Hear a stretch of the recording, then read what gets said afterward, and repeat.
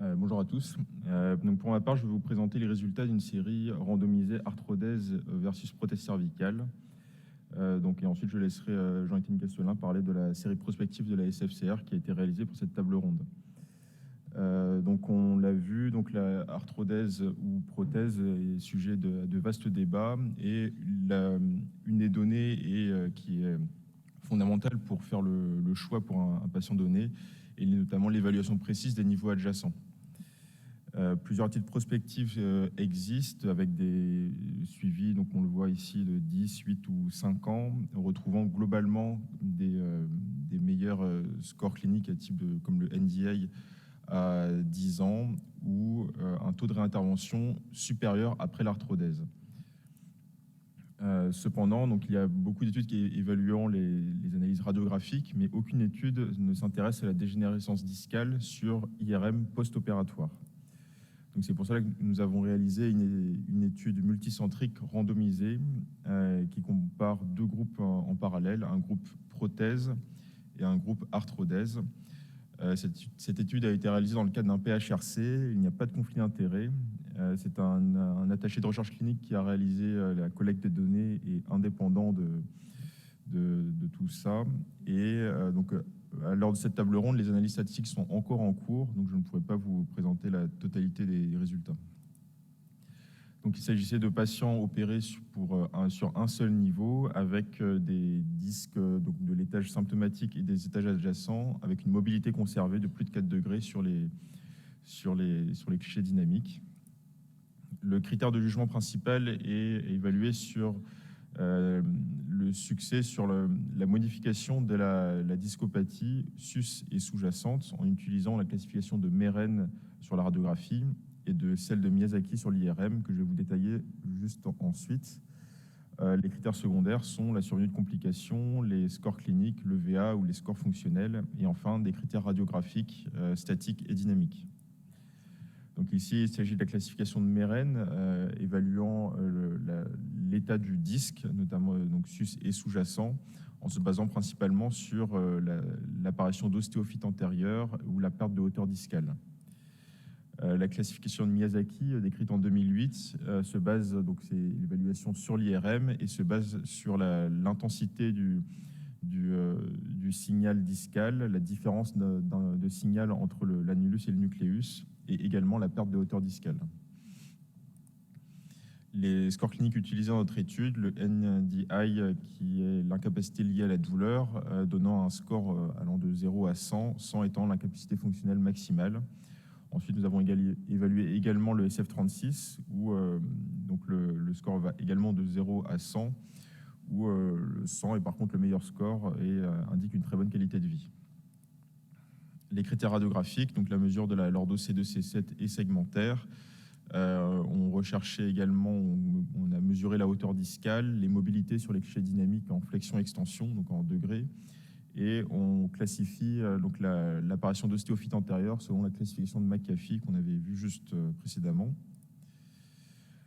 Au total, donc on a inclus donc 79 patients, 37 dans le groupe arthrodèse et 42 dans le groupe prothèse, dont 60% de femmes. Le niveau C5, C6 était le niveau le plus opéré, assez largement. Les données, les durées moyennes d'intervention et de saignement péropératoire sont assez peu différents entre les deux groupes. Concernant l'évaluation clinique, alors en orange, ce sont la courbe représentant les prothèses et en bleu, l'arthrodèse. On remarque donc une nette amélioration, que ce soit au niveau de la disparition des paresthésies assez rapidement dès la consultation de J45, ou la diminution de l'EVA cervical et radiculaire, et on voit que les deux groupes sont globalement superposables. Le NDI diminue également, passant de 42 pour l'arthrodèse et 47 pour la prothèse, à un score aux alentours de 18-19. On a une augmentation également du score SF36 avec les deux courbes globalement superposables également. Le score EQ5D augmente également de manière significative. Je m'arrête juste sur ce graphique de la reprise professionnelle, qui est un critère quand même assez important dans notre pratique et pour la prise en charge des patients.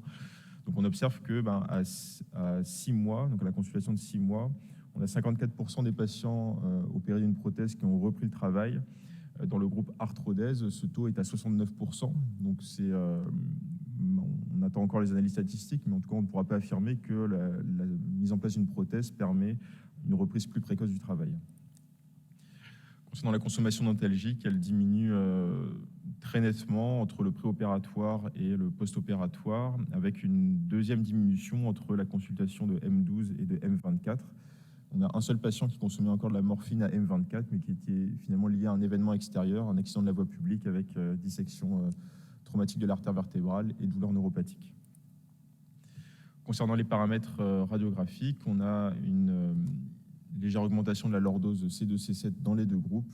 On observe que la lordose segmentaire, donc en orange dans le groupe prothèse, passe donc de 1,4 à 5,7 à M24. Dans le groupe arthrodèse, l'augmentation est plus faible et monte à 3,9, ce qui peut s'expliquer par la persistance de la mobilité en lordose de la prothèse. La hauteur discale moyenne, alors concernant le niveau sous-jacent maintenant, donc la hauteur discale moyenne a été préservée aux alentours de 5 mm. Les mobilités également, donc en étant maintenues entre le préopératoire et le post-opératoire tardif. Alors ce graphique représente donc l'évolution des disques, l'évaluation des disques entre le préopératoire et le M24. Donc sur la classification de Meren, donc radiographique. En bleu, on voit le préopératoire et en jaune, le post-opératoire à M24. Et donc à gauche, l'arthrodèse et à droite, la prothèse. Donc ce qu'on observe, c'est que, on a quand même un déplacement des courbes vers la droite, donc vers l'aggravation de la discopathie. Par exemple, ici, on a en préopératoire, on a donc 50% de discopathie, d'absence de discopathie de grade 0 contre seulement un peu moins de 20% en post-opératoire. Ce déplacement des courbes vers la droite, donc vers l'aggravation de la discopathie, se retrouve également dans le groupe prothèse. On note tout de même, ce qui était assez curieux, étant donné le caractère randomisé de l'étude, qu'il y a une différence sur les grades 0 en préopératoire. Il y avait 50% de grade 0 dans le groupe arthrodèse, mais presque 80% dans le groupe prothèse, seulement pour le niveau sous-jacent. Donc ici, on représente la classification de Miyazaki, donc cette fois-ci sur l'IRM. On observe également un léger déplacement de la courbe vers la droite, donc les courbes jaunes représentant toujours le post-opératoire, qui est retrouvé également donc dans les deux cas de manière similaire. Concernant maintenant le niveau sous-jacent, la hauteur discale moyenne est préservée, la mobilité également, à l'instar du niveau sous-jacent. Concernant les courbes, l'évolution de l'évaluation des disques selon la classification de Meren, celle-ci également, on a quand même une diminution des grades 0 entre le préopératoire et le M24, avec donc un déplacement des courbes vers la droite, retrouvé également sur le disque sous-jacent. Donc là, pour la classification de Miyazaki à l'IRM, également une légère diminution des grades 1 en post-opératoire. On peut noter ici donc presque le doublement du nombre de grade 3 dans le groupe prothèse AM24.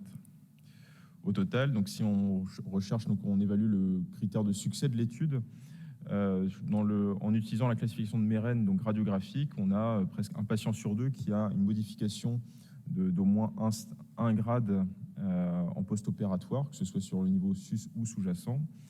Concernant la classification de Miyazaki à l'IRM, on a le même chiffre, 45% de modification pour le groupe prothèse, mais seulement 24% pour le groupe arthrodèse, donc c'est plus en faveur du groupe arthrodèse.